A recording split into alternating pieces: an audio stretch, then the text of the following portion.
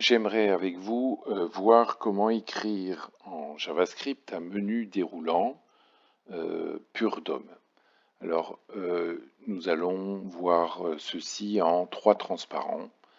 Le HTML, cacher l'ensemble des sous-menus à l'initialisation et ensuite faire apparaître les sous-menus sur un clic. Peut-être évidemment pour vous montrer que j'ai une contrainte forte, c'est qu'en fait je ne connais pas la hiérarchie de mon HTML. Autrement dit, je ne peux pas considérer qu'il n'y a qu'un sous-menu, il peut y avoir des sous-menus, deux sous-menus, et surtout je peux avoir un nombre infini de sous-menus, fruits, légumes, viande, etc., produits ménagers, et une liste infinie. Donc je ne peux pas connaître en fait la structure exacte de mon HTML en taille. Par contre, je sais que je vais utiliser quelque chose de classique. J'aurais pu utiliser autre chose, des divs dans des divs. Là, je vais utiliser de façon très classique des listes, donc des UL avec des lits. Autre chose, dans mon HTML, vous n'allez pas avoir le droit d'identifier un sous-menu particulier avec un identifiant, ni avec une classe. Donc, j'ai un HTML totalement vierge de toute classe et d'identifiant. Ah ben ça commence mal puisque UL classe menu. Alors, vous avez droit évidemment à identifiant sur votre menu parce que vous savez qu'il n'y a pas que des menus avec des UL, peut y avoir la liste bête d'étudiants à Ivry, etc., de professeurs, d'étudiants, ce sont des listes. Je n'ai pas envie de donner à ces listes le comportement d'un menu. Donc c'est pour ça que ici, j'ai eu droit à mettre évidemment un identifiant pour trouver. Alors une erreur que l'on fait très facilement, c'est que les sous-menus appartiennent évidemment au menu et les sous-menus, etc. Et j'ai tendance à fermer mon ELI là. Est-ce que vous comprenez que si vous fermez le ELI là et pas ici, pourquoi je ferme le ELI ici? C'est pour que ce item 1 soit le conteneur évidemment d'un sous-menu, et un sous-menu ça s'écrit évidemment avec un UL qui contient des lits. Donc attention, même chose, hein, je ne vais pas fermer mon UL là, le sous-menu c'est tout ceci. Voilà pour ce qui est du HTML. Donc ne croyez pas que on a déjà ce HTML du premier coup, il faut éviter les erreurs et vous pouvez toujours aller voir la doc W3C School, on avait fait ça en L1, des nested lists, des listes imbriquées. Nous allons passer au JavaScript. Alors, évidemment, je vais vous donner le code, c'est le piège. On va essayer de comprendre le code, mais essayer de trouver le code sans aide, je vous assure que c'est compliqué, ça prend du temps, ça ne marchera pas. Je considère que c'est normal, c'est le travail d'acquisition, de réflexion, et avoir la solution géniale dès le début, ça n'existe pas. Surtout que, vous allez voir, il y a 30 façons d'écrire ce code. Mais, je vous impose une contrainte, je ne veux pas de boucle dans l'événement. Le add event listener, je ne veux surtout pas voir un code qui dirait pour tous les sous-menus, c'est-à-dire une boucle, tu vas me mettre un listener, si je clique dessus, je vois le sous-menu. Ça, la force de la délégation vous permet d'éviter ce code-là. Alors, première chose à faire, et c'est un détail, et d'ailleurs, pour vous montrer que ça ne m'intéresse pas, je vais passer directement à la mise en place du sélecteur et je reviendrai sur ce qu'on appelle l'initialisation de votre menu, à savoir qu'il faut cacher évidemment les sous-menus. Alors on peut faire des petites animations pour montrer qu'il y a des sous-menus. Vous pouvez les faire apparaître et puis les faire disparaître en une seconde, comme ça la personne voit « Ah tiens, là il y a un sous-menu ». Mais à force de faire clignoter partout, c'est pas bon non plus. Normalement, un menu est caché et on sait très bien que si on clique, quelque chose va apparaître. Alors, on va essayer de se concentrer parce que ce n'est pas simple. Ne regardez pas la partie de droite, concentrez-vous sur le HTML. Alors, si on n'y arrive pas, il faut revenir à du HTML et surtout symboliser les choses. Alors, pourquoi symboliser les choses, ça ne marchera pas? Parce que déjà, si vous voyez item 1, item 1, item 2 et item 3, voilà ce que vous voyez hein, sur le papier. Vous ne pouvez pas savoir si c'est des divs, si c'est des articles dans des articles. Il vous faut absolument comprendre la structure. Par contre, on peut toujours imaginer quelque chose comme ça qui va peut-être m'aider. Je vais faire un surligneur. Quand je clique là, il faut que tout ça disparaisse. Voilà. Par contre, quand je clique là, il faut que tout ça disparaisse. Mais là, j'ai pas. C'est-à-dire que item 1, item 2, item 3, c'est la fin des sous-menus. Donc là, il ne se passera rien.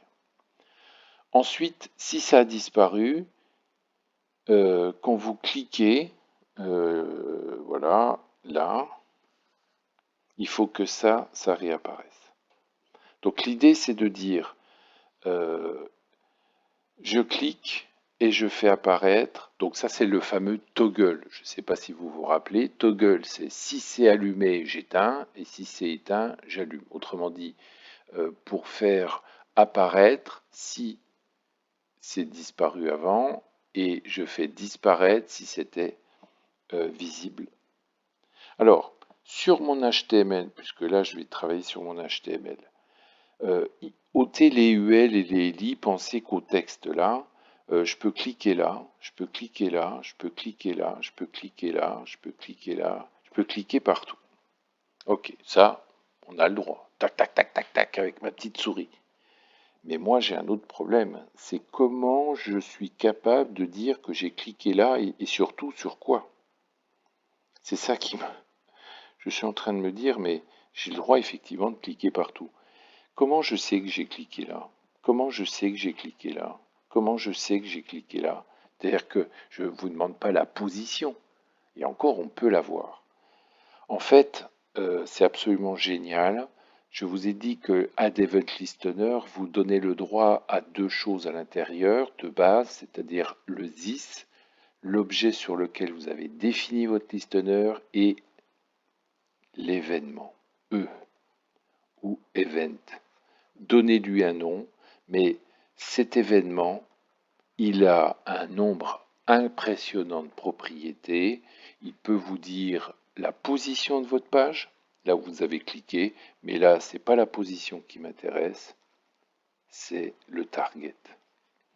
Autrement dit, quand vous allez dire donne-moi le target, il va directement vous dire que vous avez cliqué là. Donc, quand vous cliquez là, comment vous allez le savoir? Par iTarget. Alors regardez le code. Il faut se rassurer, c'est pas long. Par contre, il y a quelques notions extrêmement puissantes qu'il faut comprendre. Alors, première chose, et alors là, on va tout de suite se rassurer, ça, c'est pour aller chercher le menu. OK. Query Selector, et vous mettez la classe, n'oubliez pas le point. OK. Alors maintenant, le menu, Add Event Listener, ça, c'est le cours qui vous dit, ça s'écrit comme ça. Alors, pensez à une chose, vous savez faire des fonctions. Moi, écrire Add Event Listener, clic, etc., c'est un peu long. On peut toujours encapsuler ce long texte dans une fonction qui s'appelle quoi? Qui s'appelle dollar ou event ou voilà, et ça vous évitera d'écrire systématiquement Add Event Listener. Ensuite, le clic, tout le monde a compris, et ma fonction de rappel. Alors ça, c'est la chose la plus importante à comprendre, c'est que vous savez que Radio France est en train d'émettre, mais moi je n'écoute pas Radio France. C'est-à-dire qu'au moment où vous voulez dire si il se passe quelque chose sur le menu, on clique. La fonction là va intervenir uniquement lorsqu'il y aura le clic. À l'intérieur, vous avez droit à deux choses, le ZIS qui correspondra à menu. Donc, pourquoi monsieur utiliser ZIS et pas menu? Bah, ça c'est un peu plus subtil, mais souvent il nous faut utiliser le ZIS et le I. Alors regardez où je fais appel au I, c'est ici, iTarget. À quoi ça sert de faire iTarget? Je connais l'endroit où j'ai cliqué, ici ou là. Qu'est-ce qu'il faut que je fasse quand je clique ici? Récupérer le sous-menu pour le montrer ou le cacher. Eh bien, je peux faire iTarget point first element child. OK? Ici, j'ai préféré faire iTarget query selector UL. Comme ça, je cible bien le UL. Alors pourquoi? C'est, imaginons que là, il y a un petit sprout. Voilà. Je ne suis pas sûr que j'ai le droit de mettre n'importe quoi dans les LI et dans les UL. Donc ça, renseignez-vous. Je vois des fois ici des choses écrites. Là. Je crois que vous n'avez pas le droit. Il faut passer directement au LI, sinon il est mal formé. Donc attention à ça. Donc moi, j'aurais pu faire first element child, mais je préfère ici dire, alors, iTarget, c'est mon LI, va me chercher ton sous-menu. C'est aussi simple que ça. Et alors, ça va marcher quel que soit l'endroit où sont les sous-menus. Qu'est-ce que je fais avec ça? Sous-menu, il est là.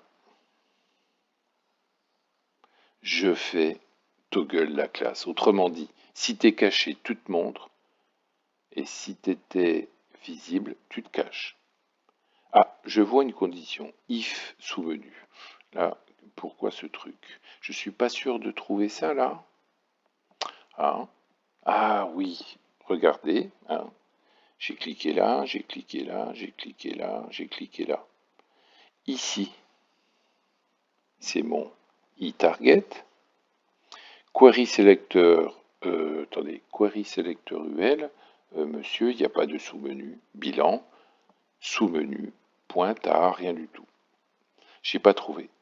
Bilan, si vous avez pas trouvé, vous faites rien. Si vous avez trouvé, vous agissez. Et ben voilà, c'est terminé. Quelle puissance! Ce code marche très très bien et dans la deuxième vidéo que vous verrez, on améliorera le code parce que on pourrait, je vous en ai parlé là, à la place du item, on pourrait dire tiens c'est un H1 pour le mettre en gros et le H1 contiendrait un truc EM menu. Fin de EM. Bilan, je clique là. Voilà, donc c'est mon iTarget. OK. Ah, là, il faudra que je change mon code. Pourquoi? iTarget query selector. Cet élément-là n'est pas le parent de UL. Je ne vais pas pouvoir le trouver. Je m'explique. Dans la prochaine vidéo, on va encore améliorer notre code. Pourquoi? Parce qu'il va falloir être capable.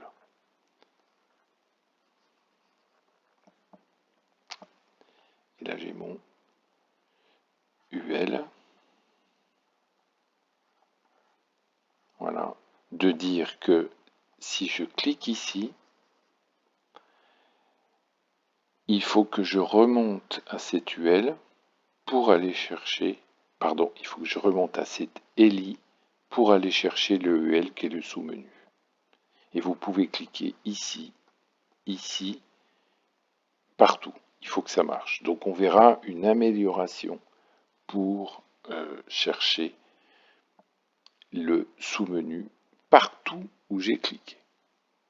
Un mot sur la mise en place du sous-menu. Au début, je ne veux voir que item 1 et pas son sous-menu. Pour cela, c'est très simple, il faut que je cache ceci. Là, je vais faire très simple. Je vais dire que tous les sous-menus, les UL qui sont dans DLI, j'aurais pu rajouter, et c'est mieux, qui sont dans la classe menu, je vous sélectionne. Et ensuite, par une boucle, pour tous les sous-menus, je t'ajoute la classe selected, selected étant, je vous le donne, un truc tout bête qui fait que display none. Autrement dit, au début, vous me chopez tous les UL et vous me les cachez, ils sont pas visibles. Et donc, vous avez un phénomène de pliage et vous ne verrez que ces items de ce niveau-là. Voilà la vidéo, et la vidéo prochaine, on améliore le code pour avoir quelque chose de très robuste. Votre HTML, on ne connaît pas le nombre de sous-menus en taille et en profondeur, et je peux avoir dans mon HTML n'importe quel élément au niveau du LI.